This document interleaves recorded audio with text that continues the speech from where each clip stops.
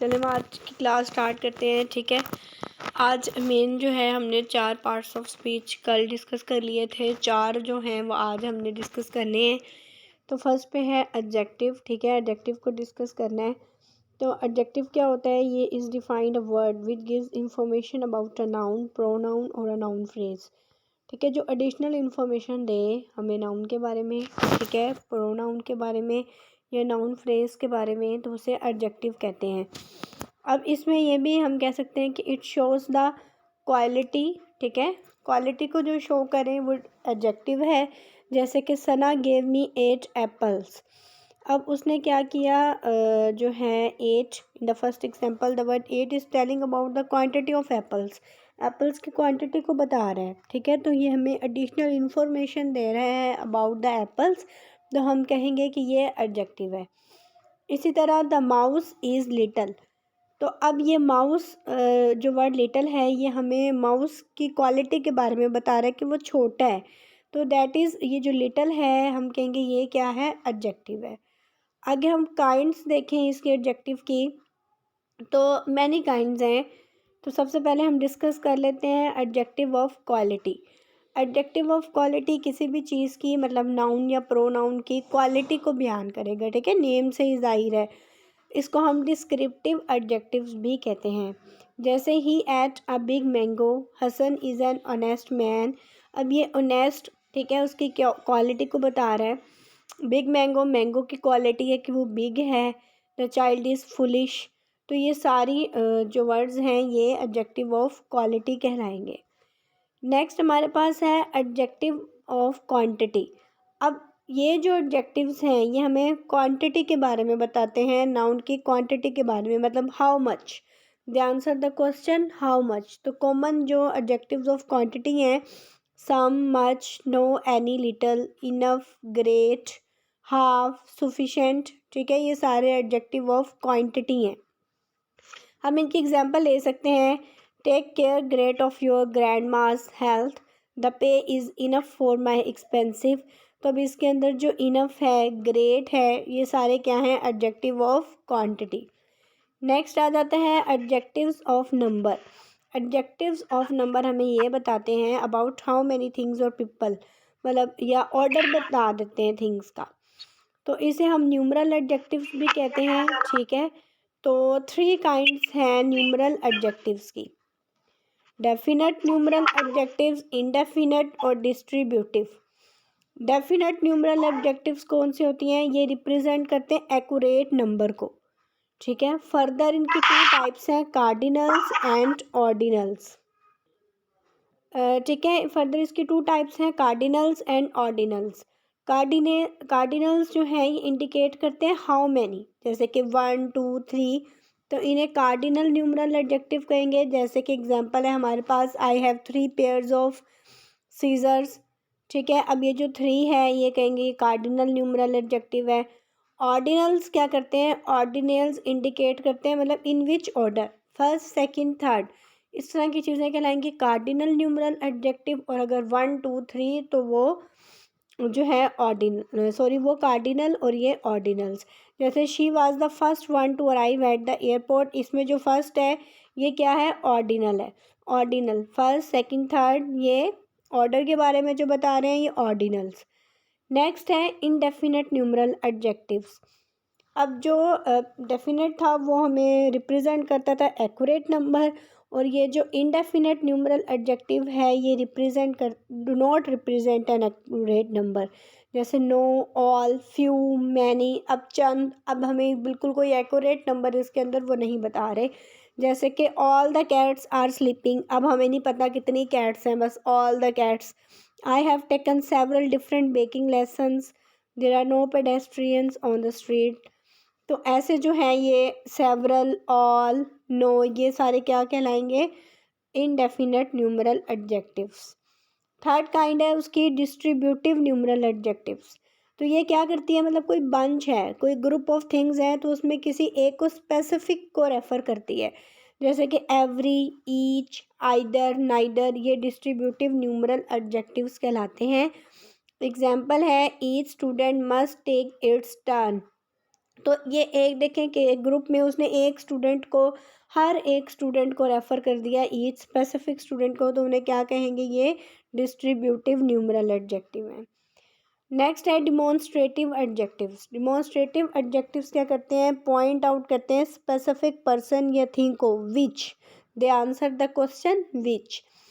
सम है this, that, these, those, such, ये सारे क्या हैं, डिमॉन्स्ट्रेटिव एडजेक्टिव हैं।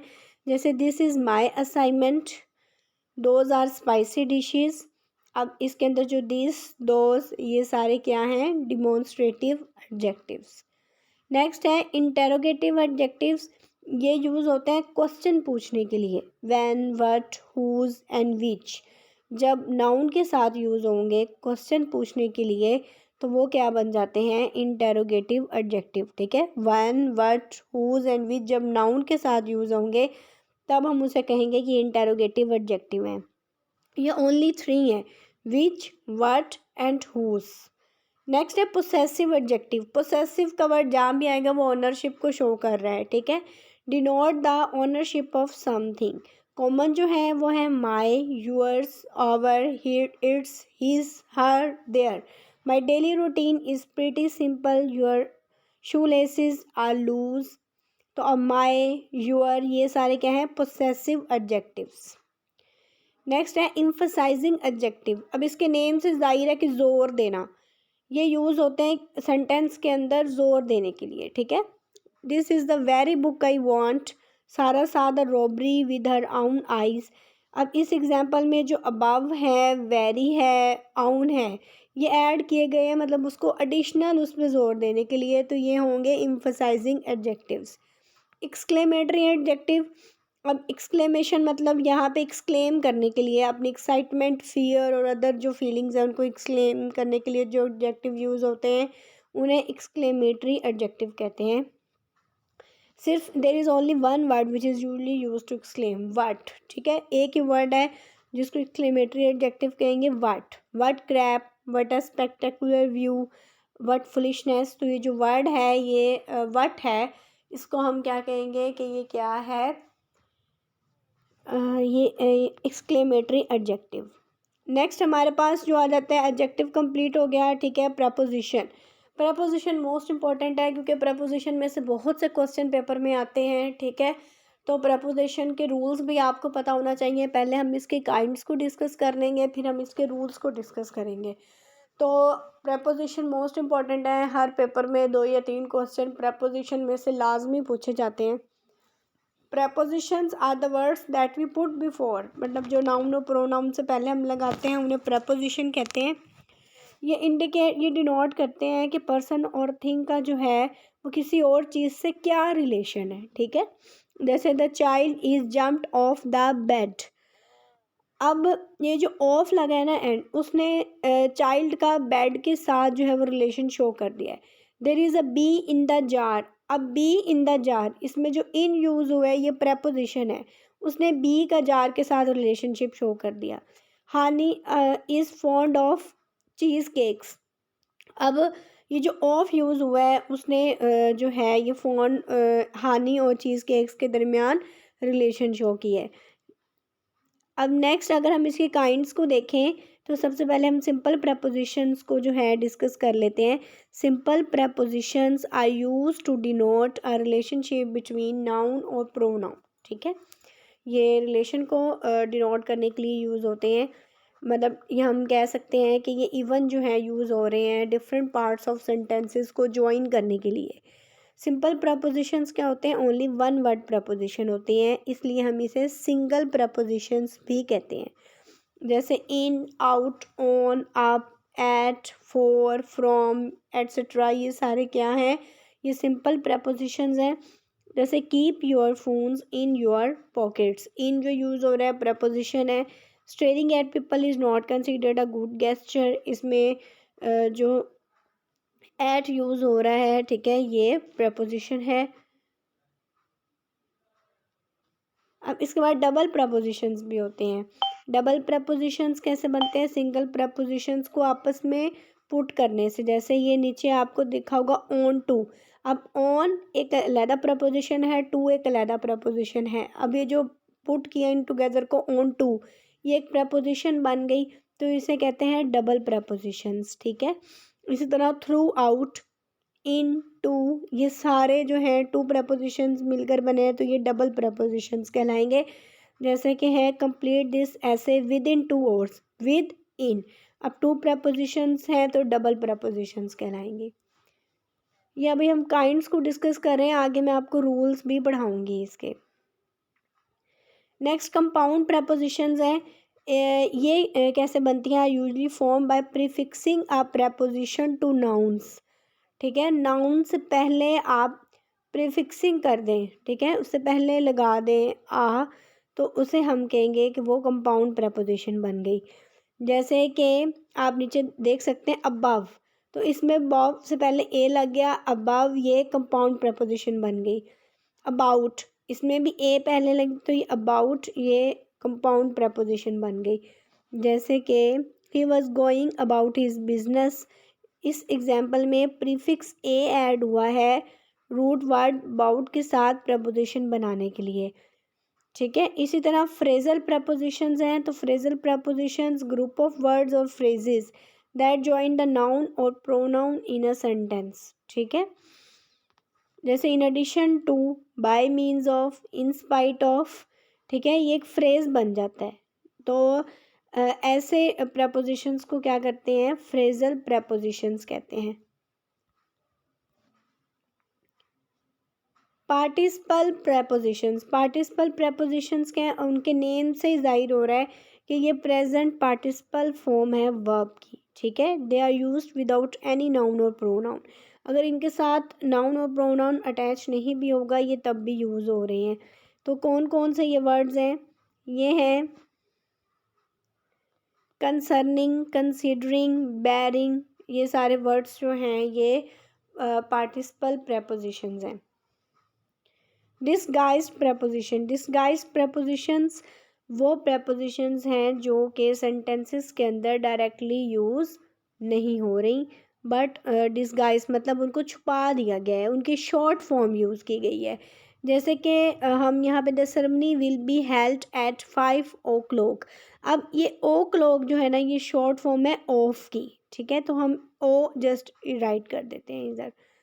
फर्स्ट एग्जांपल में अगर हम ये कहें कि 5 ऑफ द क्लॉक, तो इसकी जगह हमने ओ के ऊपर ये डैश कोमा सा लगा दिया, तो ये 5 o'clock उसकी शॉर्ट फॉर्म, तो ऐसे प्रपोजिशंस को कहते हैं कि ये डिसगाइज प्रपोजिशन है। नेक्स्ट हमारे पास अगर लास्ट में हम पढ़ेंगे कुछ प्रपोजिशंस के रूल्स भी हैं, ठीक है। उससे पहले हम थोड़ा सा कंजक्शन को और इंटरजेक्शन को जो है ना वो डिस्कस कर लेते हैं। कंजक्शन जो है ना ये सिंपली वर्ड्स हैं जो सेंटेंसेस को ज्वाइन करने के लिए यूज़ होते हैं। जैसे कि हम कहें the teacher is young but, अब ये जो बट है ना ये क्या कहलाएगा, ये कंजक्शंस कहलाएगा। सारा एंड हानिया आर सिस्टर्स, अब सारा और हानिया टू वर्ड्स को जोड़ने के लिए जो एंड यूज़ हुआ है इसे हम कहेंगे कंजक्शन कहेंगे, ठीक है।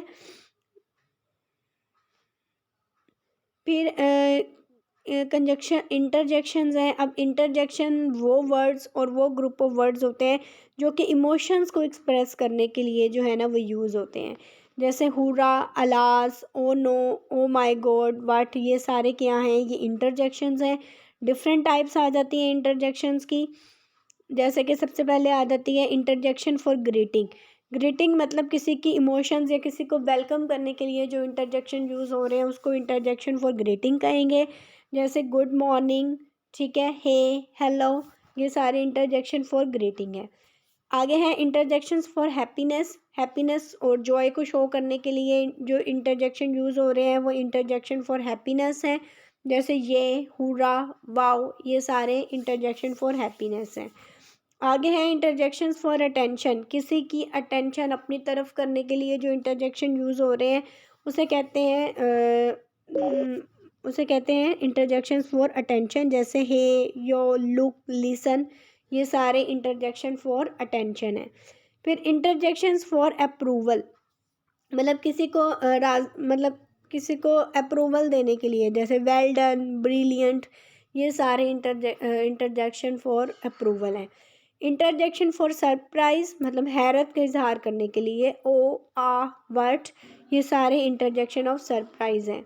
फिर इंटरजेक्शन फॉर सोरो सैडनेस को जाहिर करने के लिए जो यूज़ होते हैं, अलास, आउच, उप्स, ये सारे क्या हैं, इंटरजेक्शन ऑफ सैडनेस।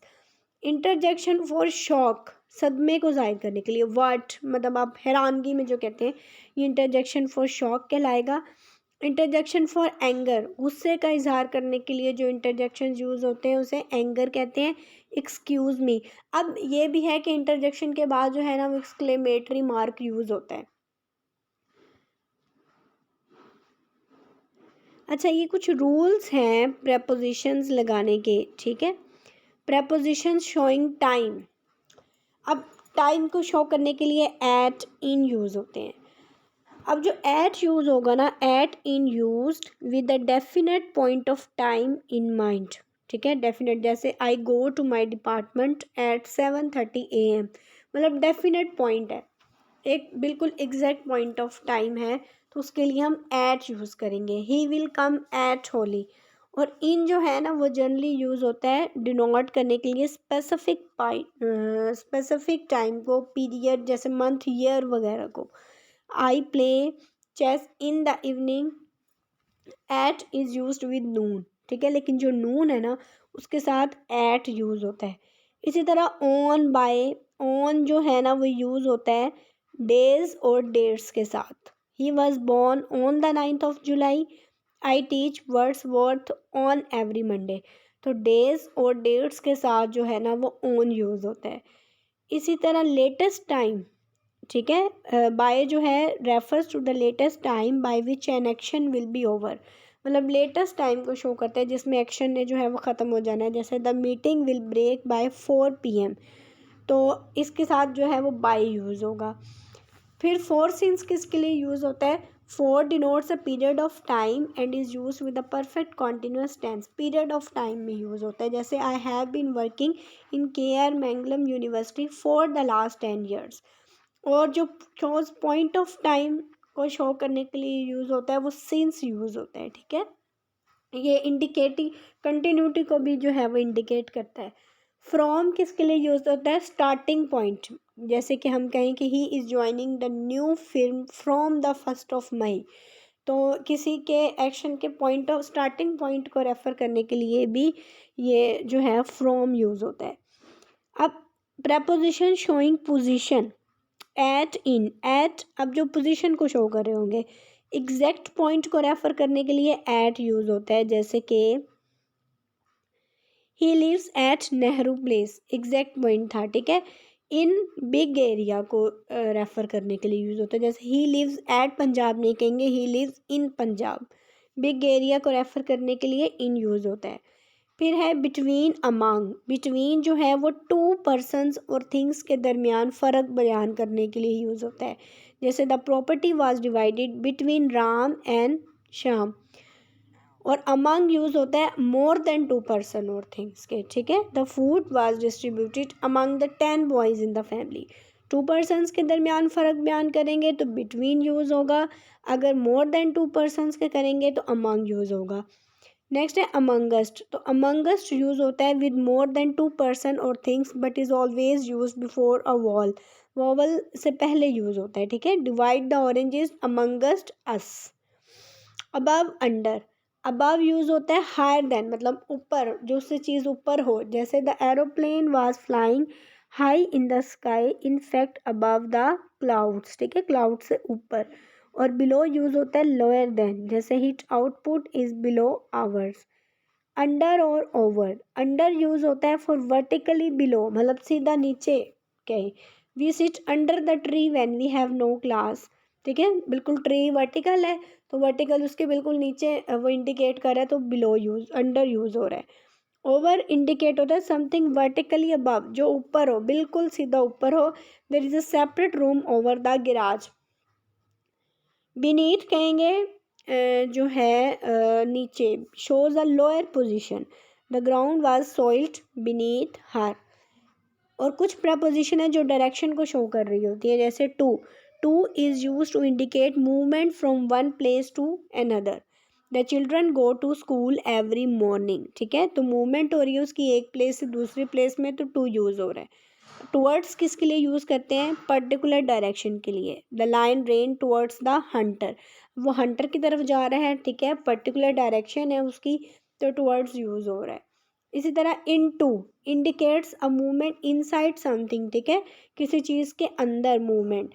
जैसे the thief entered into the room, वो रूम में दाखिल हुआ है, ठीक है, अंदर गया है, तो उसके लिए इनटू यूज़ होगा। इसी तरह है एट, एट इंडिकेट करता है किसी भी एम को।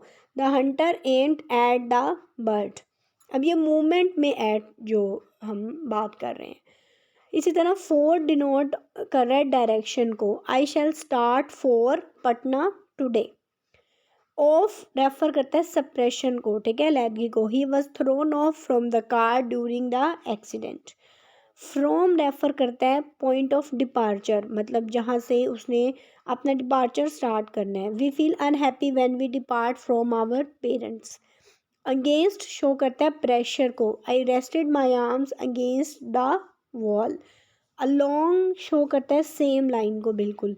आई walked along the road. Across show करता है from one side. I ran across the road. Before face to face. I was standing before my wife, ठीक है। बिहाइंड शो करता है means at the back of someone. My daughter stood behind me. Beside मतलब बिल्कुल side पे हो जो। The security guard seat beside the officer. After refer करते हैं सीक्वेंस को। The child came running after the mother. अच्छा, फिर वर्ड वो जो एक से ज़्यादा प्रपोजिशन लेते हैं, ठीक है, जैसे इंसिस्ट ऑन, प्रिवेंट फ्रॉम। अब आ जाता है हमारे पास अकम्पनी।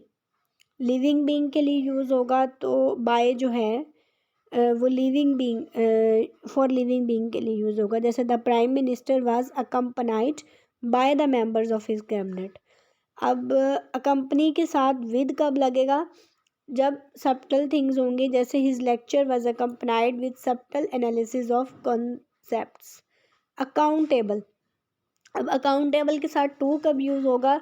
जब किसी पर्सन की तरफ रेफर कर रहे होंगे। All of us are accountable to God. और फोर जब किसी काम के बारे में जवाब दे होगा। We are accountable to God for our deeds and misdeeds. अब एंग्री के साथ एट कब लगेगा? जब किसी चीज़ के ऊपर आप गुस्सा कर रहे होंगे। और विद कब लगेगा? एंग्री विद, जब किसी पर्सन के ऊपर गुस्सा कर रहे होंगे। इसी तरह एनॉयड, नाराज़ होना, ठीक है, जब किसी पर्सन के साथ नाराज़ होंगे तो एनॉयड विद यूज़ होगा। और अगर किसी चीज़ पर गुस्सा कर रहे होंगे तो अनॉयड एट यूज़ होगा। अब आंसरेबल, जवाबदा, अगर किसी पर्सन को आंसरेबल होंगे ना आप, तो आंसरेबल टू यूज़ होगा।